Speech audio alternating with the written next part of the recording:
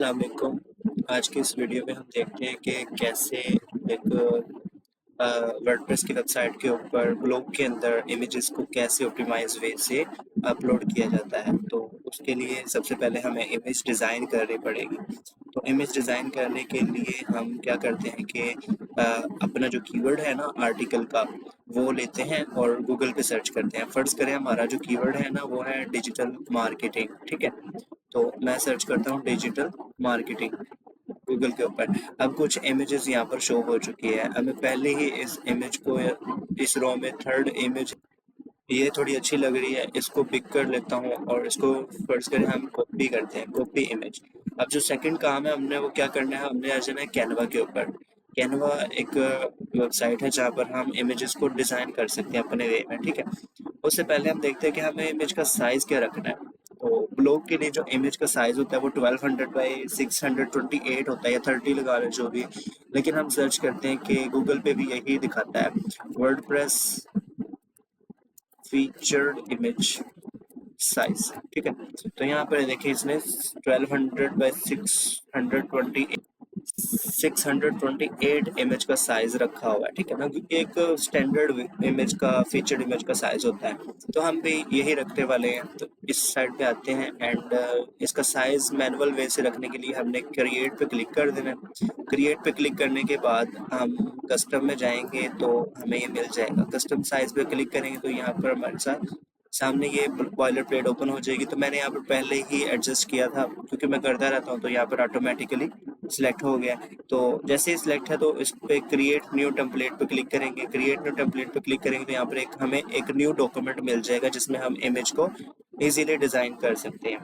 तो अब हमने क्या किया हुआ है, जो इमेज को यहाँ से कॉपी किया हुआ है ना, कॉपी ऑलरेडी किया है हमने, तो यहाँ पर आके हमने इसको पेस्ट कर देना है, ठीक है।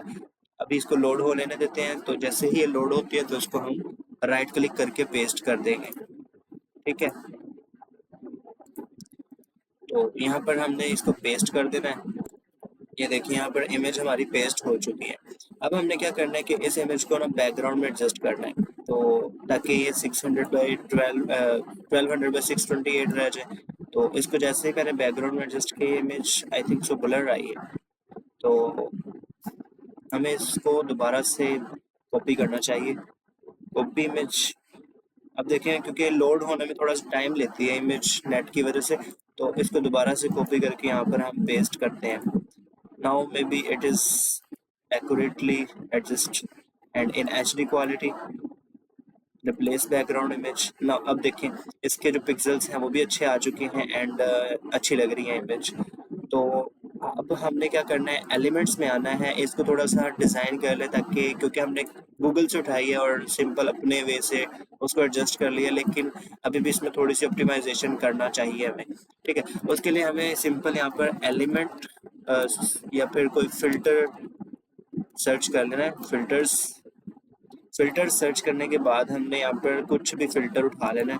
जैसे कोई भी आपको शेड पसंद आ रही है उसको उठा लें, आप उसको पूरी स्क्रीन के ऊपर लगा लें, ठीक है। पूरी स्क्रीन के ऊपर आपने लगा देना है उसको एंड उसके बाद ये देखने में तो अच्छा नहीं ना लग रहा, इसको थोड़ी सी ट्रांसपेरेंसी कम कर दें, इतनी रख लें जितनी आपको अच्छी लगे। इससे क्या होगा कि जो हमने इमेज उठाई है ना, किसी की उठाई है इमेज, तो गूगल की नज़र में इसके पिक्सल्स हमने चेंज कर दिए हैं with the help of filter, ठीक है। आप अपने हिसाब से कोई अच्छा सा फ़िल्टर लगा लें और उसकी ट्रांसपेरेंसी को कम कर दें। अब फ़िल्टर महसूस भी नहीं हो रहा कि इसके ऊपर फ़िल्टर लगा हुआ है और इमेज की जो पिक्सल्स हैं वो भी चेंज हो चुके हैं। तो ये एक वे है कि हमें अगर एडोब वगैरह या फिर कोई दूसरे इलस्ट्रेटर्स यूज़ करने नहीं आते तो हम इस तरीके से इमेज को उठाकर लगा सकते हैं। तो इसको अब आगे शेयर करने का तरीका क्या है, वो है हमारा जो कीवर्ड है इसको उठाना है, कॉपी करना है, कंट्रोल सी, एंड देन आपने यहाँ पर आके एक वेबसाइट है slugify.online, ये देखिए आ चुकी है। इस वेबसाइट स्लगीफाई स्पेलिंग देख लें आप, इसको आपने सर्च करना है। सर्च करने के बाद आपने उस कीवर्ड को जो आपने रखा हुआ है डिजिटल मार्केटिंग वाला, यहाँ पर आके पेस्ट कर देना। जैसे आप पेस्ट करेंगे तो इसका आपने स्लग जनरेट कर लेना है। स्लग यहाँ पे क्लिक करेंगे तो जनरेट हो जाएगा नीचे। इसको आपने यहाँ पे कॉपी के ऑप्शन पे क्लिक करके कॉपी कर लेना है, ठीक है। अब जैसे आप कॉपी करेंगे तो इसको आपने यहाँ पर पेस्ट कर देना है, कंट्रोल वी। अब ये स्लग इसके नेम के ऊपर पेस्ट हो चुका है। जैसे ही आप इसको डाउनलोड करेंगे ना, शेयर करके, शेयर में डाउनलोड के ऑप्शन पे क्लिक करके पीएनजी में डाउनलोड कर लें या जेपीजी में करना चाहें, आपकी मर्जी है। यहाँ पर आई think so web P format नहीं है, तो हम इसको पीएनजी में कर लेते हैं डाउनलोड। तो बाद में इसको हमें एक और स्टेप में वेब पी में कन्वर्ट करना होगा। आई थिंक सो ये इंटरनेट की वजह से इमेज की क्वालिटी थोड़ी सी रिड्यूस हो गई है।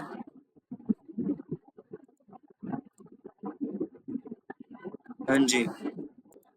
अच्छा, एक और चीज़ मैंने देखी है कि अगर हम इसमें फ़िल्टर ऐड करते हैं ना, तो जितना मर्ज़ी इसको ज़ूम कर लें, आपको मेरे ख़्याल में थोड़ा-सा क्वालिटी में फ़र्क नज़र आएगा, लेकिन इतना ज़्यादा फ़िल्टर की वजह से क्वालिटी में फ़र्क नज़र नहीं आएगा, ठीक है?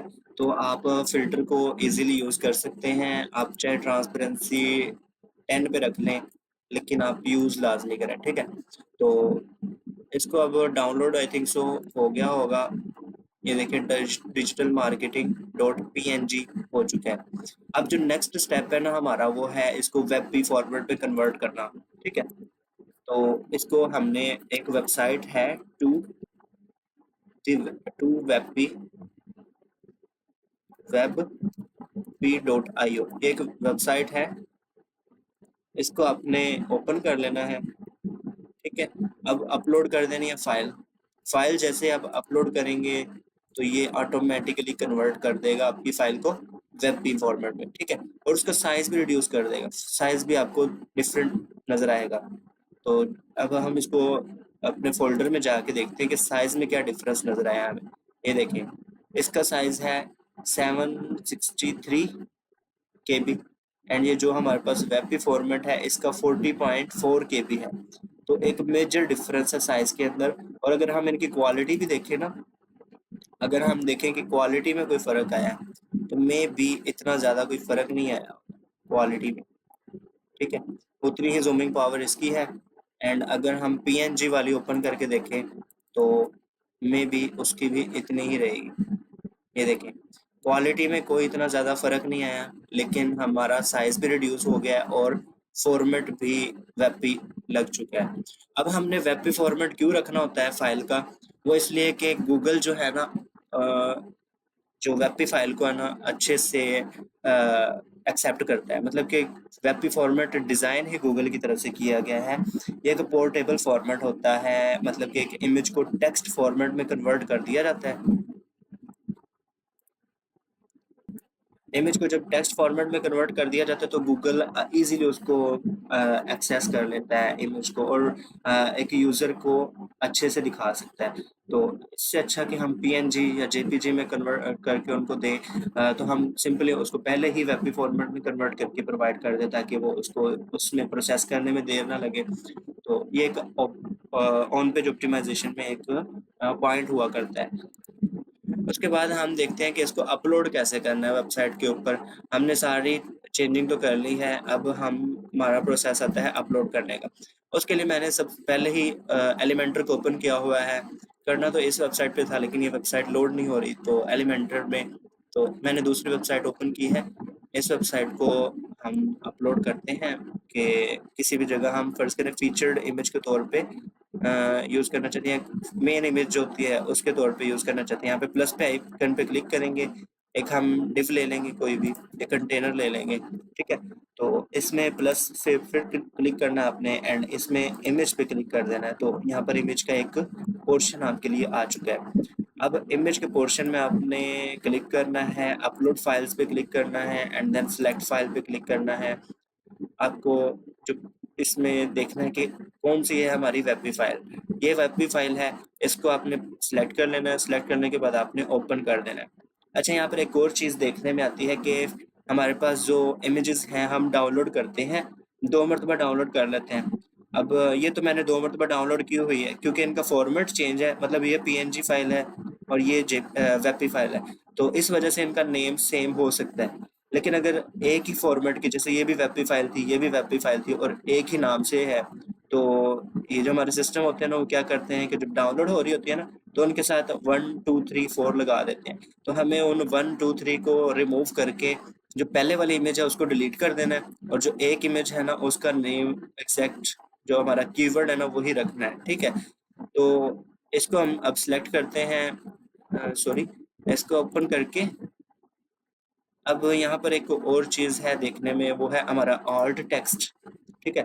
इस ऑल्ट टेक्स्ट में भी हमने अपना कीवर्ड ऐड करना है। वो हमारा कीवर्ड है डिजिटल मार्केटिंग। डिजिटल मार्केटिंग को हमने कॉपी करना है। कॉपी करने के बाद हमने अपने ऑल्ट टेक्स्ट पे कीवर्ड को ऐड कर देना है।